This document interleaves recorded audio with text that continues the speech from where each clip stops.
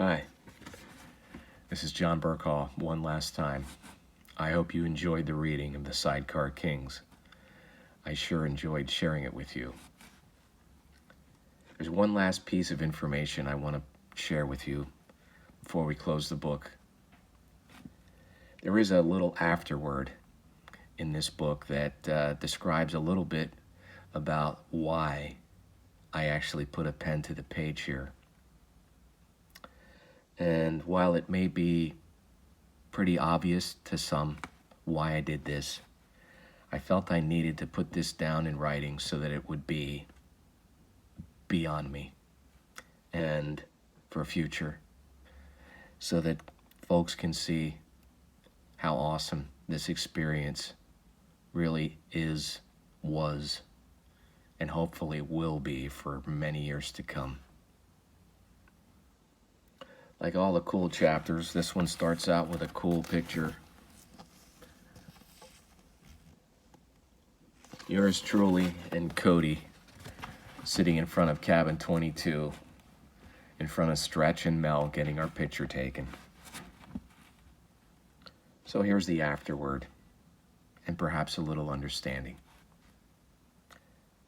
The Muscular Dystrophy Association is a voluntary national health agency, a dedicated partnership between scientists and concerned citizens aimed at conquering neuromuscular diseases that affect more than 1 million Americans.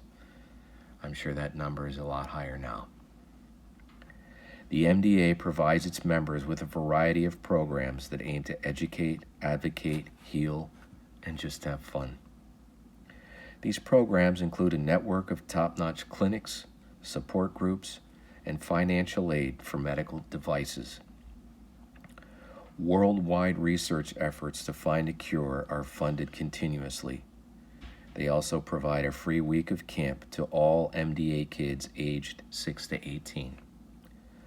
Almost all funds raised by the MDA are from private contributors.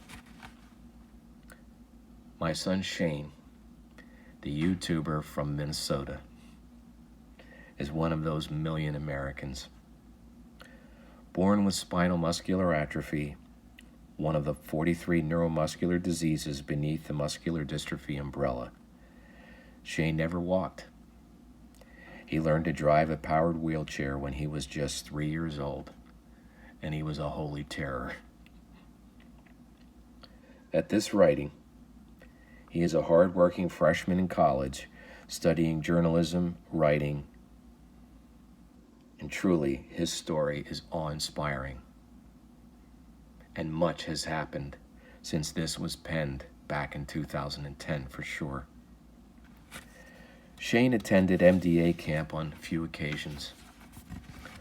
Although he was not an avid camper, his involvement helped foster an amazing relationship with our family and the family at Schaeffers Harley-Davidson in Orwigsburg, Pennsylvania.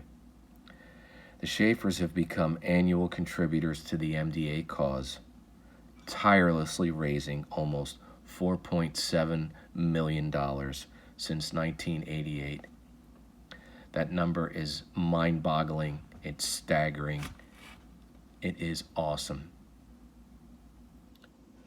One of the camp highlights for many MDA kids at the local camps is the arrival of the Sidecar Gang from Schaeffers. This group spends an afternoon during the week of camp giving rides to all campers. Through the generosity of this amazing family, I have been blessed with a one-of-a-kind daily ride, a 2004 Harley-Davidson Road King with a sidecar built perfectly for MDA campers and for commuting back and forth to work. I'm sitting in it right now. With this awesome machine, I have taken part in many camp rides in the past few years. Shane's had his share of rides in it too. I can safely say that there would be a heated, lively debate if we ever needed to decide who benefited more from the rides, the campers or the riders. Unfortunately, the future of the iconic Harley-Davidson factory-made sidecar remains pretty grim. Retail demand for the unique option has been declining for several years.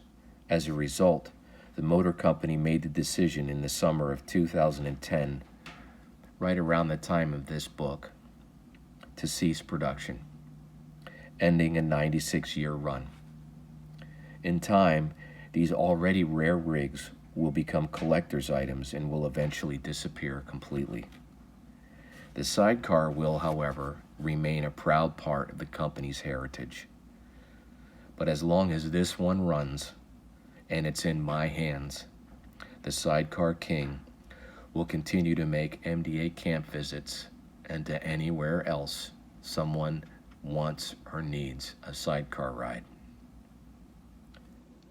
I have met some unforgettable camp kids and have been involved in some equally unforgettable camp rides in all kinds of weather. Some have joked that I have a penchant for bringing the rain with me. Since I began riding along, the weather has grown wetter, I've been told. But it would take a monsoon to keep the riders from Schaeffers from their annual pilgrimage.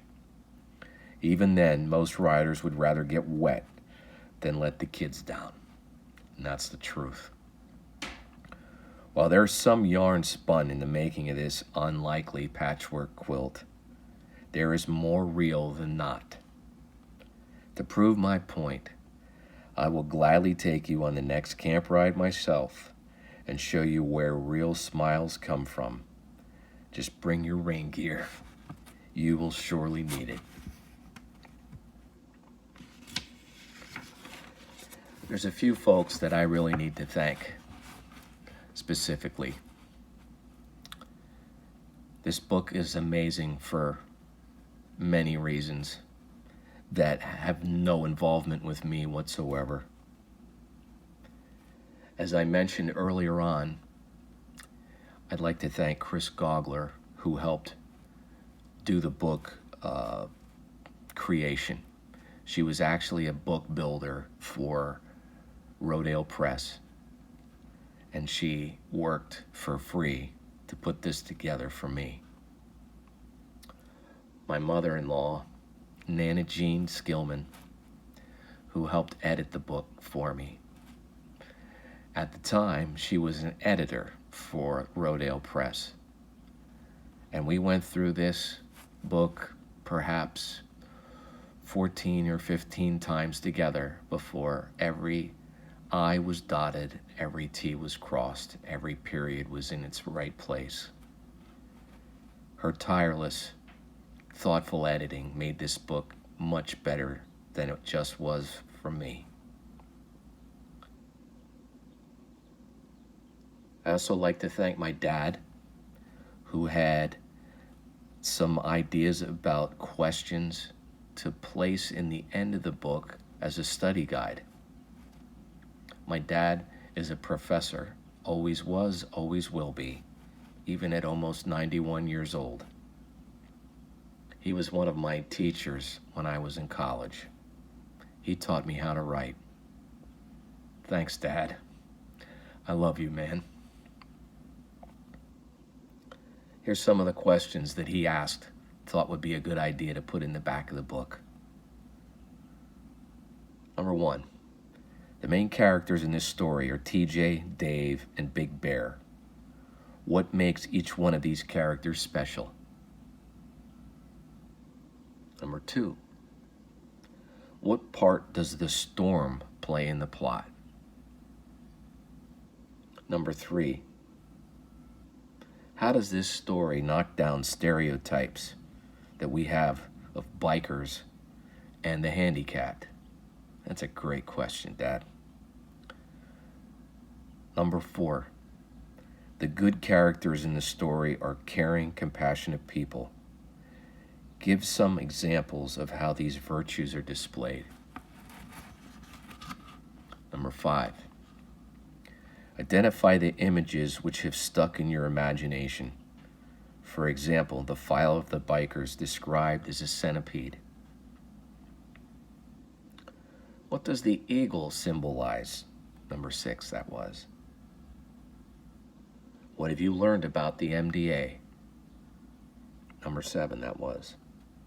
Number 8, this story, we are told, is based upon real life experience and real people.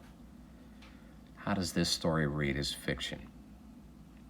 5th graders have a blast with that one.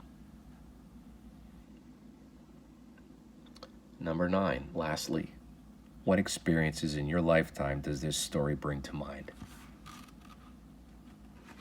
Well, I hope you take away something with this and you can use it, enjoy it, share it with others.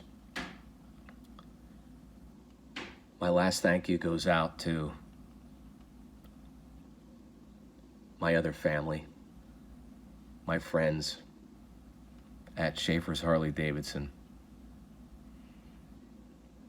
Carol, Sherry, Jeff, Denise, Brian, all the kids, and perhaps above all, Dennis. God bless him. He's the one that got me into this machine many years ago. He asked me to come up to the store and he said, "Hey, Smiling John, I have a machine I want you to take a look at. Come on up and take it for a ride." That was almost 15 years ago. Dennis,